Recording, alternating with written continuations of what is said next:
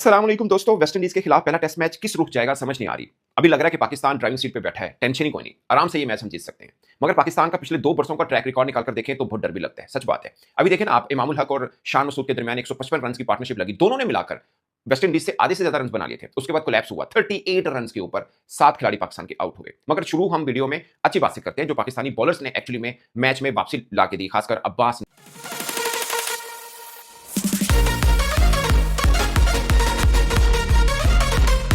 6 hope की वो बड़ी खास थी, उसमें अगरचे थोड़ा तकरार भी हुआ खुरम शहजाद और 6 होप के बीच में, तो वो बड़ा था। अच्छा, अभी आमिर हैं, वो बड़े रन नहीं कर पा रहे, पहली इनिंग में भी नाकाम हुए, दूसरे में भी अब्बास ने उनको पकड़ा, वो बड़ा तगड़ा बैट्समैन है। ग्रीव्स की आपने बॉलिंग देखी, करियर बेस्ट उन्होंने अपना बॉलिंग स्पेल किया और एक रिकॉर्ड बनाया टेस्ट क्रिकेट के अंदर कि 5 विकेट्स ली 5 ओवर के स्पेल के अंदर, और हर ओवर मेडन था उनका। मगर पाकिस्तान ने भी कमबैक किया और 126 पर 7 खिलाड़ी उनके आउट हो गए हैं। 155 155 रन की जो है वो लीड है वेस्ट इंडीज की। 3 खिलाड़ी पिच पे मौजूद है, अच्छी बात है कि ग्रीव्स आउट हो गए हैं। वो क्यों मैं कह रहा हूं, वो आपको लगता है कि बॉलिंग स्पेल उसने किया, वो बड़ा तगड़ा बॉलर है, हम शायद ज्यादा फॉलो नहीं करते वेस्ट इंडीज को। उसकी 3 सेंचुरीज हैं। उससे भी खास बात, क्राइस्टचर्च में न्यूजीलैंड के खिलाफ इन न्यूजीलैंड डबल सेंचुरी है। 180 रन श्रीलंका के खिलाफ किए हैं, 100 उसने बांग्लादेश के खिलाफ भी किए हुए। ज्यादा टेस्ट मैचेस नहीं खेले, मगर मुझे लगता है कि जब ऑलराउंडर बांटने की बारी होगी ना, तो ज्यादा वेस्ट इंडीज के हिस्से में आए होंगे। उनका टी20 वनडे टेस्ट हर तरफ इतने जबरदस्त ऑलराउंडर्स हैं, मतलब ऑन द होल टीम वो शायद इतनी अच्छी नहीं बनती, कहीं ना कहीं उनकी कमी रह जाती है। स्पेशलिस्ट बैटर्स में शायद वो थोड़ा सा करते हैं, बॉलिंग भी उनकी इतनी बुरी नहीं है, पाकिस्तान से शायद बेहतर बॉलिंग थी उनकी। मतलब इतना अच्छा हमने एक स्टैंड दिया था, शान मसूद ने जबरदस्त सेंचुरी की, 7वीं सेंचुरी अपनी की थी, उनकी पार्टनरशिप बहुत अच्छी लगी इमाम की। उसके बाद जो कमबैक उनकी बॉलिंग किया बड़ा शानदार था। फिर हमारी बॉलिंग ने जो कमबैक किया वो भी बड़ा जबरदस्त था। मगर 155 रन के ऊपर खड़े हैं टोटल कुल लीड मिला के, जो उनको मिली पहले इनिंग के बाद, शायद 29 रन की लीड बनती है। सवाल ये है कि क्या 155 रन्स भी हमें डराने के लिए काफ़ी हैं? लाइक अभी 3 विकेट्स पड़ी हैं, अगर 15-20 रन्स और बना लेते हैं। बाज़ का होता है ना, टेल अंडर रुक जाते हैं। वैसे नया दिन आने के बाद टेल अंडर का सफाया बड़ी आसानी से हो सकता है, एनर्जेटिक होंगे हमारे बॉलर्स भी। मगर फिर भी मुझे थोड़ा-सा डर लग रहा है। मुझे लगता है कि पाकिस्तान ड्राइविंग सीट पे बैठा है, इतने रन्स नहीं है, मगर टेस्ट क्रिकेट है, पिच जैसा बिहेव कर रही है, उनके बॉलर भी तिखे हैं। शमर जोसेफ को खेलना, ग्रीव्स जिस तरह की बॉलिंग कर रहा है, उसको खेलना कोई आसान हमारे बैटर्स के लिए नहीं होगा। बट अब इतने रन्स के ऊपर भी घबराहट हो, तो बनता नहीं है उस्ताद। मतलब इस पे नहीं बनता कम से कम। अब वो हमें जो घबराहट हो रही है, वो पाकिस्तान के पिछले 2 बरसों का ट्रैक रिकॉर्ड देखकर हो रही है। वो मैं आपको बताता हूँ वो क्या है।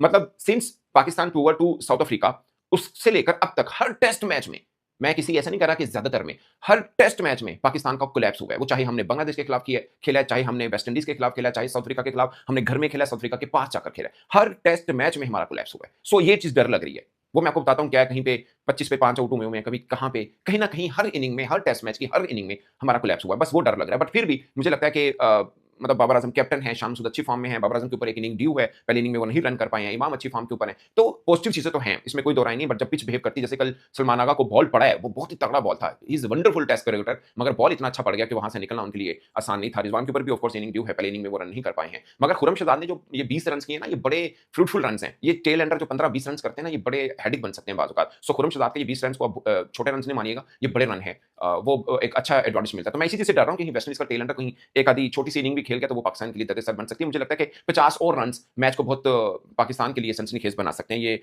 एक आसान चीज नहीं है। अब मैं आपको थोड़ा सा रिकॉर्ड बताता हूं कि पाकिस्तानी टीम जो पिछले लगातार टेस्ट मैचेस के अंदर कोलैप्स होती आई है, वो देखिएगा, बहुत ही एक खौफनाक हकीकत है जो पाकिस्तान की है।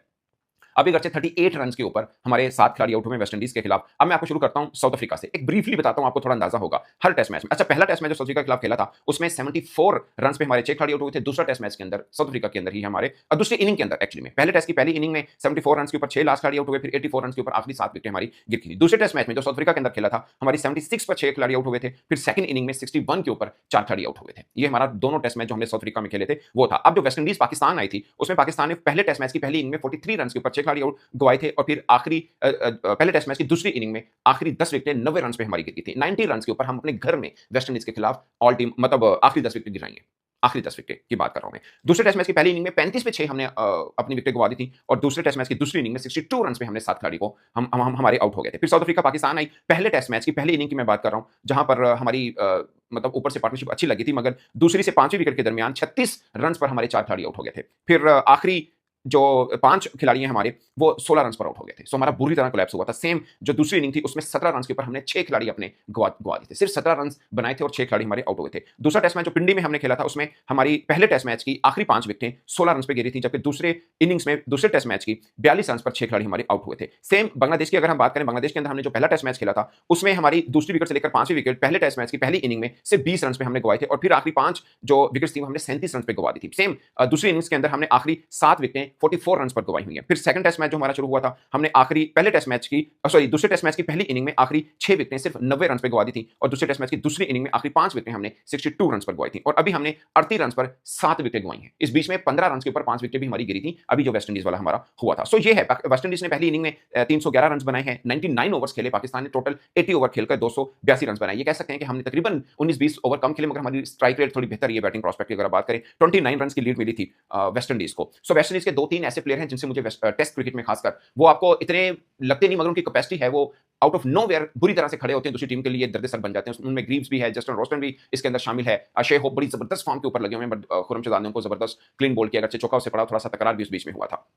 तो ये हैं। बाकी आमिर हैं, उन्होंने डबल सेंचुरी की थी अभी श्रीलंका के खिलाफ। सो उनके कुछ प्लेयर हैं जो तगड़ा खेलते हैं। चंद्रपाल जो है, उनको आमिर जमाल ने आउट किया, वो जरा बेहतर खेल रहे थे, वो भी उनसे भी जांच हुई। खैर अब टेल एंडर खड़े हैं पाकिस्तान के लिए, मगर पाकिस्तान की बॉलिंग का मैं आपको थोड़ा सा बता दूं, बड़ी शानदार पाकिस्तान ने कमबैक किया।